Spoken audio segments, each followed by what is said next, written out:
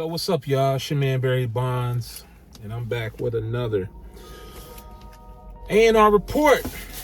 So in this episode, I want to talk to you guys about knowing, or at least being able to understand the difference between reality and perception, or shall I say perception and a reality. Okay, now this is something that I've been stressing with a lot of people that I talk to in the music industry, who are, a lot of young artists who are trying to, excel in the music industry, to break out, to realize mainstream success.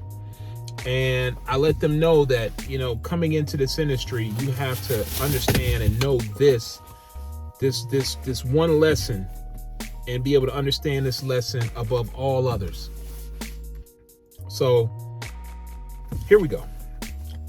Maybe 8 years ago, no, it was about 12 years ago. 12 years ago, I was speaking at a music industry conference in the Midwest, and I was talking to a room full of, up and coming artists, those who are trying to, get their career started, and they wanted, best practices, they wanted to hear advice, and they wanted to hear stories.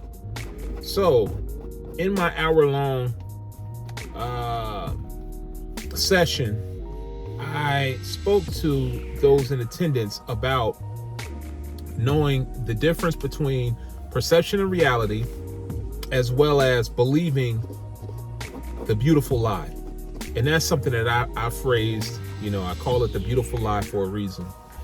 But it was something that I learned pretty early, and I really didn't need anyone to teach me this. It was just, I guess, God giving me the insight to understand, the difference between perception and reality, and what it was going to take, to get into the music industry. Because at the time I was with a singing group, and we were trying to break in, and we were amongst, in the time of R&B singing groups like 112, Jagged Edge, Ideal, As Yet, Boyz II Men, Jodeci.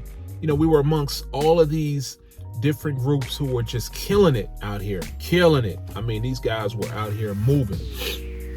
So I had to learn, I had to learn what it was going to take to break in, and what it was going to take for us to do, meaning my group, to be successful in this business. And I came up with something called the beautiful lie. And I'm going to go into that just a little bit, just so I can give you a good understanding, a good definition of what I'm talking about here. Now, the beautiful lie is a conditioning of your mind to believe that you are already where you need to be in life. Already, the goal that you set forth and that you're trying to attain, that you're already there. That's the beautiful lie. So, for instance, if I'm, aspiring to be the world's greatest rapper, and I don't have a pot to piss in or window to throw it out, I don't have not two fans that are, checking for my music, or at least waiting for any releases that I'm coming out with, I had to trick my mind so that I could work harder and be more disciplined in going after this goal.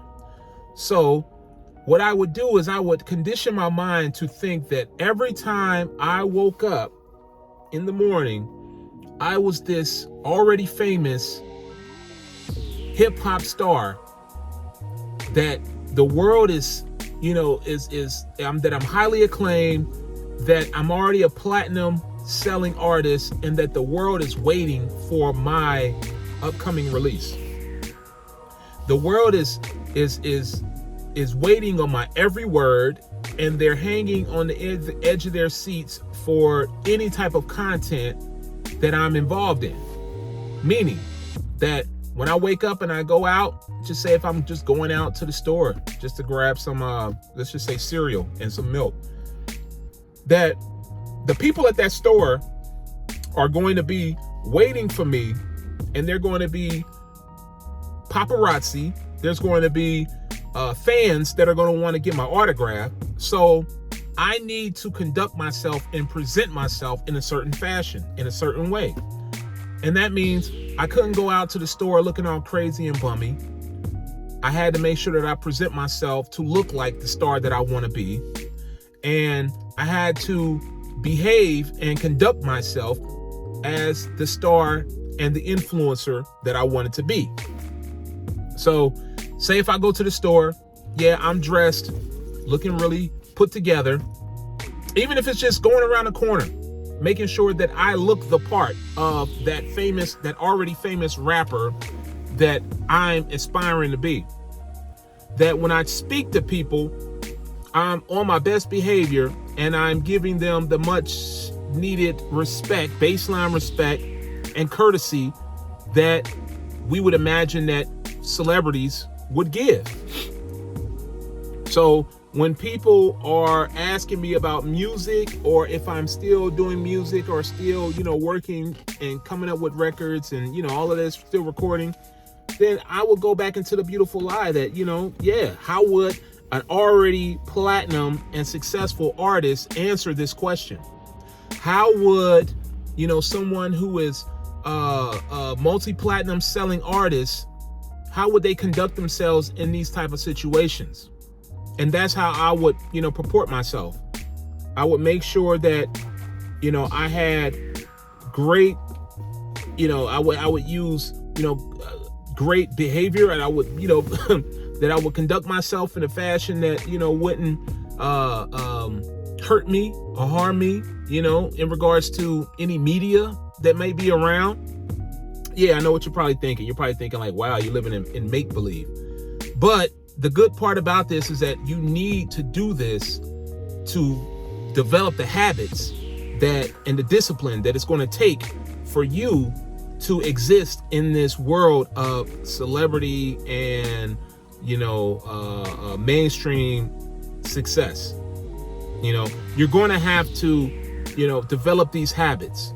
Now, since then, I know a lot has changed about the music industry since then, because it's, social media has opened it up for you to be more accessible to those superstars that you guys are that are seeking after. And, a lot has changed, but, those tenets right there really kept me together. I knew that for a fact, if I wanted to pursue this goal, that I couldn't be out here just, getting people pregnant and doing all that type of reckless behavior. Now, all of that changed later once I got into my mid-30s. But, I just knew that, hey, I had to really toe the line and walk in a desired manner if I wanted to get this goal, if I wanted to reach this goal.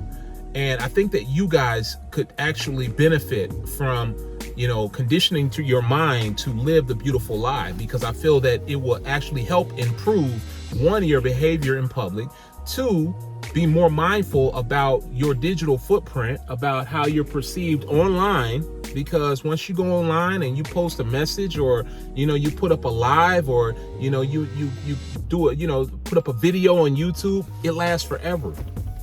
It lasts forever. As you see now, they're pulling up tweets from 20 years ago from people, and it's coming back to haunt them. It's coming back to hurt them. So you have to really condition your mind to really believe that people are watching you at all times. And if you don't, then trust me, it will come back to haunt you later on. But, in that conditioning, I also believe that, hey, I'm recording music, and I got a lot of people waiting for this record. They're waiting to hear what I'm coming out with. So that will make me more mindful and more focused on creating the best product that I can produce. So when you think like this, it's nothing different from what, speaking it into existence would be, or, The Secret, which came out and made mainstream success, later on. It's nothing different from that. It's pretty much the same premise, but it's already you acting in a desired manner, that you are already a multi-platinum artist that is moving, and people are looking at you and being on your P's and Q's. That's all it is. That's all it is. The beautiful lie. That's pretty much all it is. Now, as far as learning the difference between perception and reality, I mean, that's a little different. That's when you got to come out of the beautiful lie, and you have to look at others. Now, the beautiful lie is you looking internally and conducting yourself in a certain way internally. Okay. Now, the other part of that is perception and reality is viewing others, how you view others, how you look at others and you say, well, this person looks like they're successful and they look like, they have all of this stuff going just off of what you're seeing on Instagram, social media, Facebook, what have you. And you already in your mind coming up with a perception that this person is wildly successful and that everything in their life is great. But no, learning the difference, and I've been taught this time and time again, that it's different. It's never what it seems to be. I've encountered very few individuals in which, everything that they say that they are, they are. I've encountered very few, and I've been in the music industry, coming upon maybe 19 years now. It's never what it seems to be. You may look at someone and think they got it all together, but really they don't.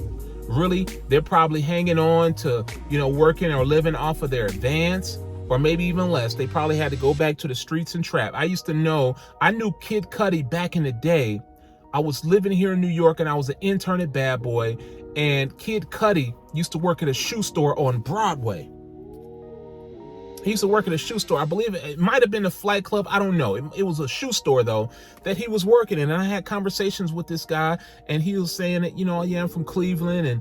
And living here in New York, when you're from the Midwest, or just say from Ohio, when you meet people from your area, your neck of the woods, you tend to bond with them a little bit differently. You tend to connect with them a little bit differently because you both are in the same situation. You both are here in New York, aspiring to be something, working towards a goal. And you tend to go through the same type of things. And when I met Kid Cudi, he was working at a shoe store, and his life couldn't have been any more different than mine. He was just grinding. He was on the grind. And meeting other celebrities that I would later on that I would think that had it all together, I met many of them. Like a lot of them. I'm not going to say any names just so that, I don't put them out there like that. But I met many celebrities where I thought it was something. I met one that was on TV, and he was on TV weekly. And I went to his crib, and, he stayed in what looked like a pretty nice place. But when I went inside, homeboy didn't have any furniture. The furniture was all hand-me-down furniture. It wasn't the type of opulence or the type of, luxury that I would expect from a person being on TV every day or every week. So saying that, I just want you guys to understand that, perception, most of the times, 99% of the times, is not really what you expect it to be. It's going to always be something different, and it will surprise you. But don't let it, because everyone is on a grind out here. And a lot of people believe in that whole mantra of fake it till you make it. People are on a grind, and this is no way trying to discredit them or to take a shot at them for their current situation. But this is for something for you, so that you aren't, pie in the sky thinking that, all of these people have all of this over you, all of these things over you. And for you to, change the way that you're living to try to match or compete with what they're doing. You don't have to. Run your race. Do what you need to do, and you'll be fine. Stay focused. You can't run a race looking back. It slows you up. So stay focused. Continue to work hard. Continue to grind. Continue to make wise decisions. All you rappers out here, all you, male artists out here, you cannot, and I tell you this, it's going to be hard for you to really see your goal if you're out here making all kind of babies. It's going to be hard. So really control what you do. Control your functions. So that's pretty much what I wanted to give to you. This is a little long. I was trying to make it a little shorter, but I get tied up. I get passionate about this and start rambling, man. So look, like, share, and subscribe to the channel. I'm going to be dropping more consistently. I'm trying to get to 1,000. The only way I can do that is consistency. And for real, this is a learning lesson in life that consistency equals success. That is the destination. So stay on your grind, stay focused, make good decisions, and trust me, you will get there. All right. As always, I'm your man, BBondz. I'm going to get at you guys in a minute. Peace.